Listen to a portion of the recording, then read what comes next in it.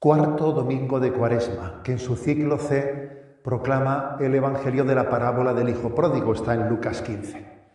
Una parábola que fue pronunciada para responder a la acusación que le hacían a Jesús de acoger a los pecadores y de comer con ellos.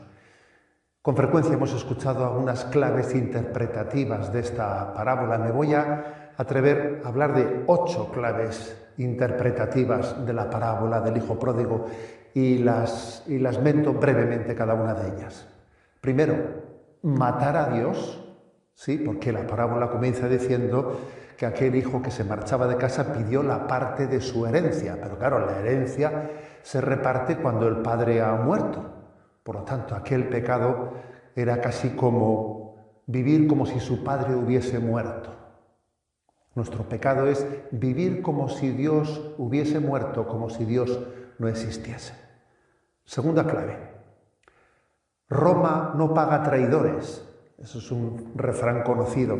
Cuando aquel joven malgastó todo el dinero que le habían dado de toda esa herencia, al principio era muy popular entre los suyos, pero cuando se quedó sin dinero pasó a ser nadie. Y Roma no paga traidores, es decir, el mundo egoísta es muy cruel y de ser una estrella pasó a estar estrellado.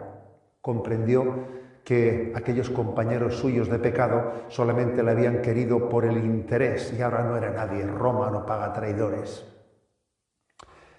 En tercer lugar, recapacitando.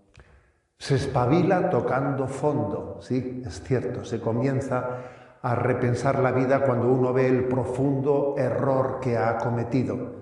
Y ese es el momento en el que aquel hijo pródigo, dice, pensando para sí, comenzó su camino de retorno. Es cierto que todavía no había descubierto la misericordia del Padre, pero pensaba que su vida había sido un fracaso y que se requería una recapitulación, reconsiderar el error de su vida. En cuarto lugar, una parábola con un nombre equivocado. Sí, porque a esta parábola se le llama parábola del hijo pródigo, pero es que cuando aquel hijo retornó y cuando vio cómo su padre le acogía por encima de todas las expectativas, él no tenía la expectativa de que pudiese ser acogido como hijo después de todo lo acontecido, entonces uno llega a la conclusión, después de una acogida como esa, que la parábola tiene un nombre equivocado. No debiera de ser la parábola del hijo pródigo, sino la del Padre misericordioso. Le sorprendió que cuando él todavía estaba lejos, su padre lo vio. Se le conmovieron las entrañas y echando a correr, se le echó al cuello y le cubrió de besos. Por lo tanto, el auténtico protagonista de la parábola es el Padre misericordioso, el que tiene entrañas de misericordia.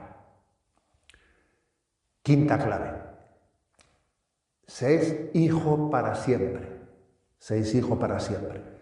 Aquel hijo pródigo había considerado que ya no podía volver a casa como criado, que tenía que ser, mejor dicho, como hijo, que tendría que ser meramente acogido como un criado, pero se lleva la sorpresa que para su padre nunca había dejado de ser hijo.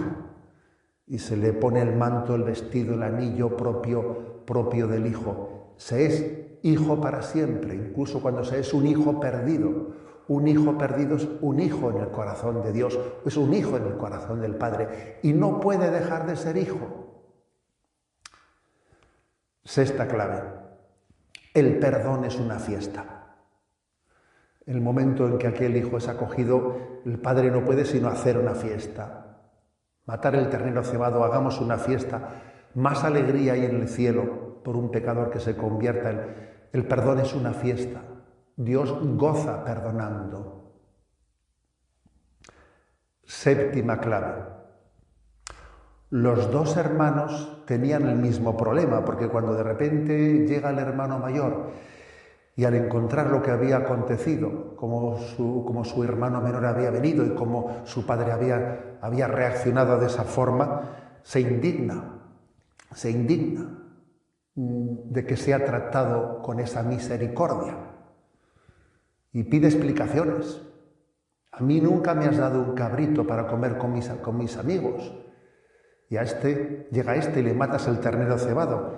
Y la respuesta del padre deja patente que es que en realidad el problema de los dos hermanos era el mismo. Hijo, tú siempre estás conmigo y todo lo mío es tuyo. ¿Es que tú no disfrutabas de estar conmigo en casa? El mismo problema es el del hermano mayor que el del hermano que marchó de casa. Vivía en casa, pero no disfrutaba de su padre. No disfrutaba de su padre. Y el pecado de ambos dos, del mayor y del menor, tenía su mismo origen. Vivir en la casa del Padre, pero no en el corazón del Padre, no disfrutando de esa filiación. Y la última clave. Curiosamente, el padre que había salido a buscar al hijo pródigo cuando retornaban, dice que vuelve a salir, porque el hijo mayor estaba ahí fuera, vuelve a salir fuera, ahora a buscar al hermano mayor, vuelve a salir. El padre sale en búsqueda, y esta es la clave cristológica. Sí, porque el Padre envía a Cristo al mundo a buscar al Hijo que se ha perdido. Jesucristo es el corazón del Padre volcado sobre la miseria, sobre el pecado del hombre. Es el buen pastor que no se va a cansar hasta encontrar a los pecadores, cargarlos sobre sus hombros y retornarlos a la casa del Padre para que gocen, para que se haga la gran fiesta del perdón, de la misericordia, y para que gocen de la misericordia del Padre. La bendición de Dios Todopoderoso, Padre, Hijo y Espíritu Santo, descienda sobre vosotros.